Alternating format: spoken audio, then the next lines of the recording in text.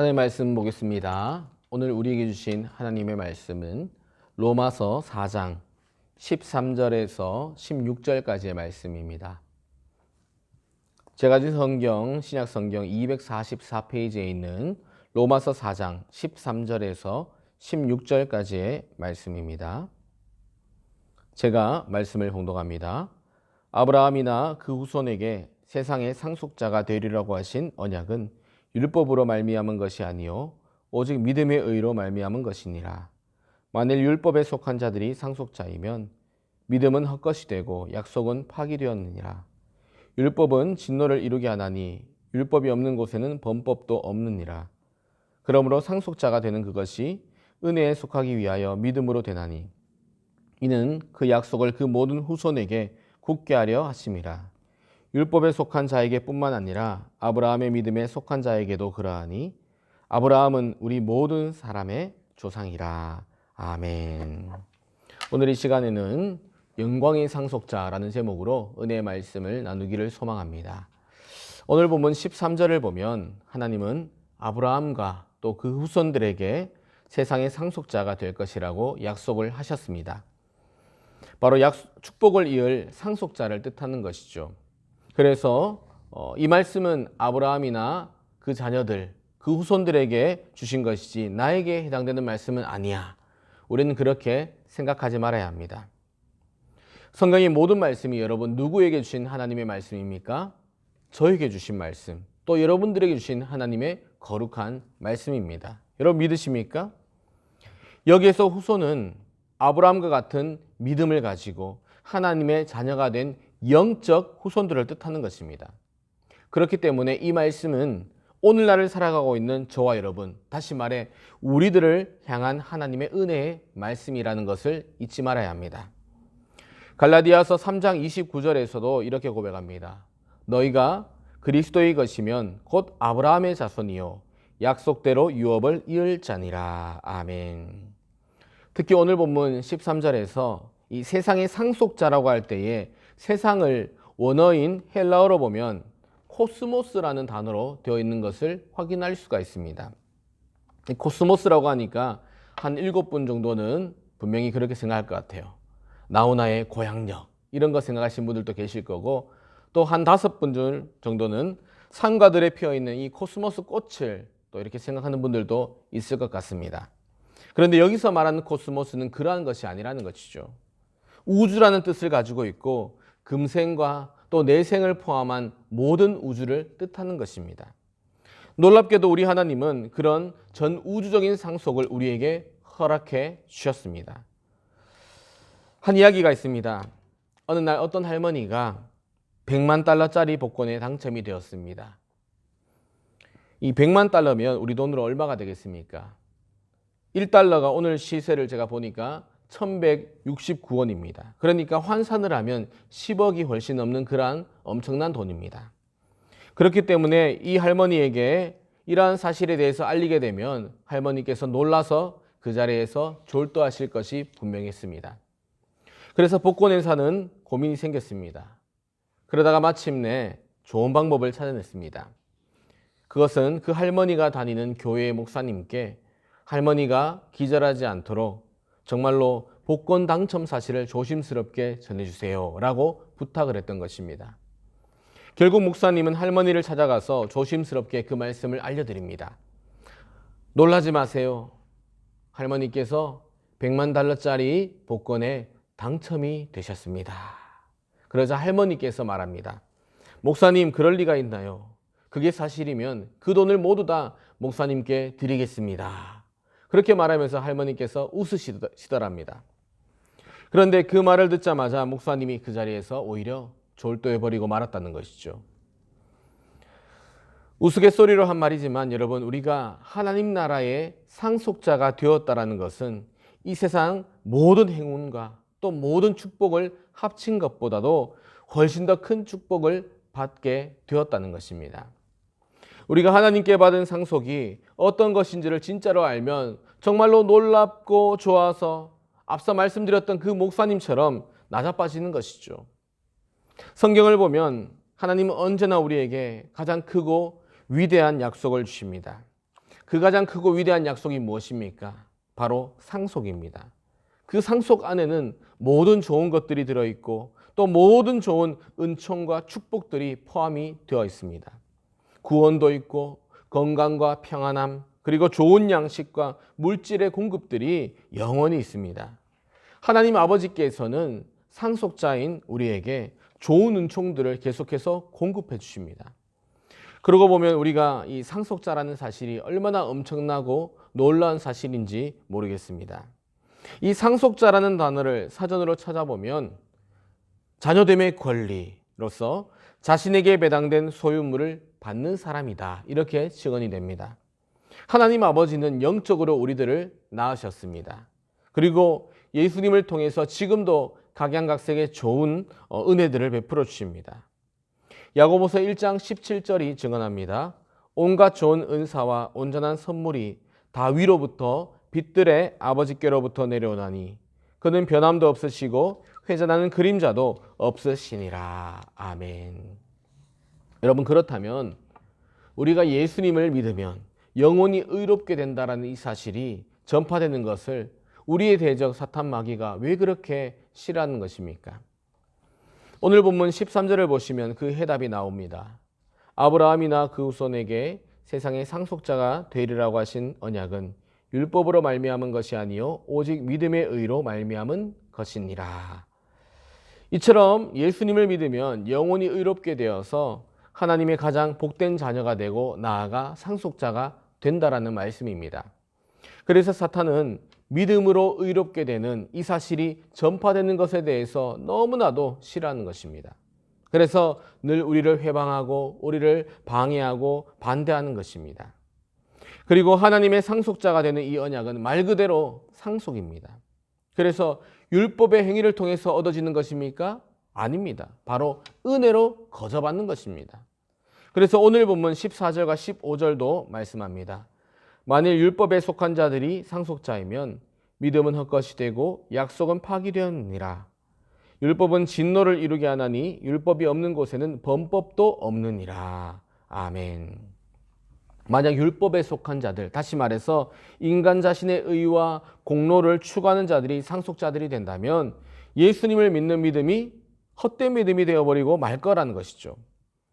다시 말해서 아브라함과 믿음의 후손들에게 주었던 그 약속은 파기될 것이라는 겁니다. 그래서 율법에 속한 자들, 즉 예수님이 아니라 자기 공로를 의지하고 또 율법주의적 행위를 의지하는 사람들은 결코 상속자가 될 수 있다 없다? 될 수가 없다라는 것입니다. 오직 예수님을 주인으로 믿고 영접하여서 예수님 안에 속하게 된 사람들만이 바로 하나님의 자녀이자 상속자가 된다라는 것입니다. 그래서 본문의 말씀대로 율법 가운데 있으면 어떻게 됩니까? 진노가 이루어지는 것이죠. 그러나 반면에 예수님을 믿고 모시는 사람들은 어떻게 됩니까? 영원한 용서를, 용납을 받게 되는 것입니다. 왜냐하면 예수님께서 이미 십자가에서 그 사람 대신 죽으심으로써 죄값을 다 갚아주셨기 때문입니다. 그리고 주님은 다 갚으신 후에 부활하셨습니다. 로마서 4장 25절의 말씀입니다. 예수는 우리가 범죄한 것 때문에 내줌이 되고 또한 우리를 의롭다 하시기 위하여 살아나셨느니라. 아멘. 창세기를 보면 이 아브라함의 두 아들 중에서 이스마엘은 상속을 못 받았습니다. 그러나 이삭은 상속을 받았습니다. 갈라디아서 4장을 보면 여종 하갈의 아들 이스마엘은 율법을 상징하고 여주인 사라의 아들 이삭은 예수님의 은혜를 상징한다고 바울은 고백합니다. 쉽게 말해서 이 이스마엘은 인간의 방법으로 낳은 아이였고 또 이삭은 하나님께서 은혜로 주신 아들이라는 것입니다. 다시 말해 이 이삭이 진정한 상속자라는 것입니다. 또한 예수님 당시의 유대인들은 예수님을 영접하지 않고 여전히 율법 아래에 있었기 때문에 그들은 상속자가 되지를 못합니다. 오늘날도 마찬가지입니다. 누구든 예수님이 아닌 자기 율법적인 그러한 행위나 공로만을 의지하면 하나님 나라를 약속받지 못하는 것입니다. 그러나 겸손히 예수님의 그 십자가의 공로와 의를 믿음으로 받아들이면 복된 자녀가 되고 영원토록 하나님의 복된 상속자가 되는 것입니다.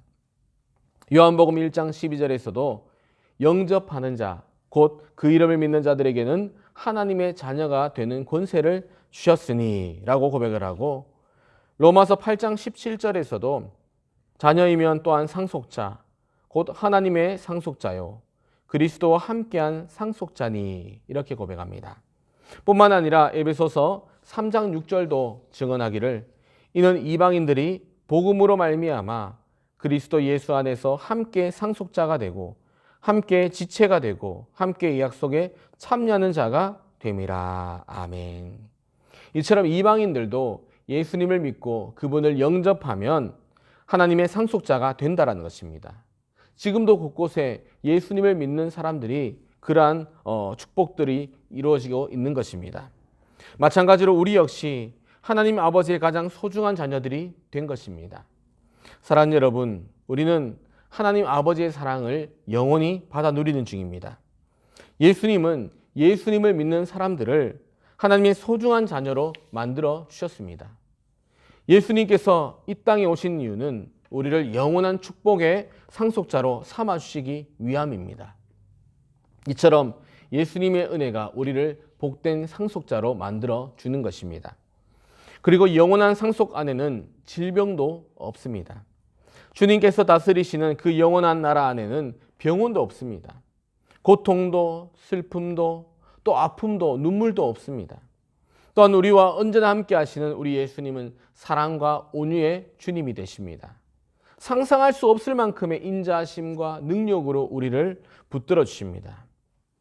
여러분 슈퍼 히어로들 들어보셨습니까? 예를 들면 아이언맨, 슈퍼맨, 스파이더맨, 배트맨 또 뭐가 있겠습니까? 아무튼 이러한 것들이 참 많이 있습니다. 영화를 보면 하늘을 날아다니고 그들이 하고자 하는 것들을 다 이루어냅니다. 그런데 이런 캐릭터들은 사실 모두가 허구입니다.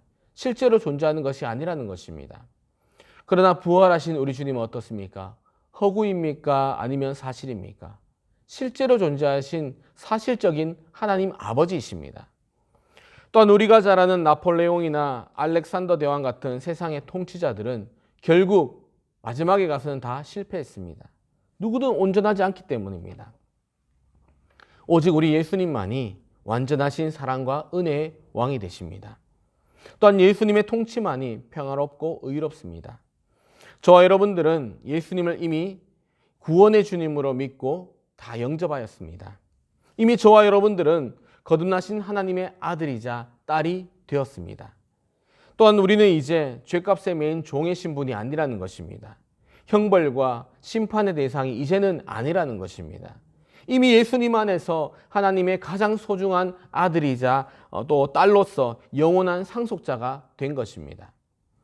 갈라디아서 4장 7절에서도 그러므로 내가 이후로는 종이 아니요 아들이니 아들이면 하나님으로 말미암아 유업을 받을 자니라. 아멘. 물론 우리가 영원한 상속자들임에도 불구하고 이 땅에서는 당연히 고난을 받아 누리게 됩니다. 하지만 중요한 것은 예수님 안에서 우리의 모든 삶들이 합력하여 선을 이룬다는 것입니다. 그렇기 때문에 결국 모든 것을 이기도록 만들어 주십니다. 영국의 유명한 설교자인 스펄전 목사님의 실화입니다. 어느 날 연세 많은 할머니 한 분이 위독하셔서 목사님이 신방을 하게 됩니다. 그 할머니는 영양실조로 매우 힘든 상태였습니다. 그런데 스펄전이 할머니 집에 가보니 그 벽에 어떤 증서가 담긴 액자가 걸려 있었다고 합니다. 그 액자를 들여다본 이 목사님은 깜짝 놀라서 그 할머니에게 물었습니다. 이 액자가 무슨 액자입니까? 그러자 할머니는 그 액자에 대한 이야기를 해주셨습니다. 할머니는 영국의 어떤 귀족집에서 50년 동안이나 가정부로 일하셨다고 합니다. 그런데 홀로 남은 그 집 부인이 죽기 전에 할머니에게 그 액자에 담긴 종이를 주었습니다. 할머니는 그 부인의 사인이 담긴 그 종이를 고이 액자로 걸어들었습니다. 그리고 10년이 지났습니다. 그런데 스펄전 목사님이 보니까 그 액자 속의 종이가 그 귀족 부인의 유언장이었다는 것입니다. 바로 그 내용은 집과 재산을 할머니께 상속한다는 내용이었습니다. 스펄전은 그것을 가지고 그 할머니가 그 귀족 집의 재산을 실질적으로 상속받도록 도와주었다고 합니다. 이 이야기처럼 이 할머니가 엄청난 상속을 받고도 모르거나 사용하지 않았으니까 얼마나 안타까운 것입니까? 주님은 우리가 마찬가지로 상속자의 은혜를 누리기를 너무나도 바라고 계십니다. 죽고 나서 그 나라 가서 누리는 것이 아니라, 물론 그때도 누려야겠지만 이 땅에서부터 이미 누리며 살아가기를 바라고 계십니다. 사랑하는 여러분, 저와 여러분들이 예수님으로 말미암아 상속자가 되었다는 그 사실을 결코 잊지 마시기를 바랍니다. 그리고 크고 작은 모든 일에 주님의 이름으로 날마다 기도하시기를 바랍니다. 풍성한 공급과 축복을 체험하게 될 것입니다. 스펄전은 이렇게 말씀을 전합니다. 믿음의 기도는 영원한 분, 전능한 분, 무한한 분과 우리를 하나로 엮어주기 때문에 무엇보다 먼저 예수님을 의지하며 기도해야 합니다.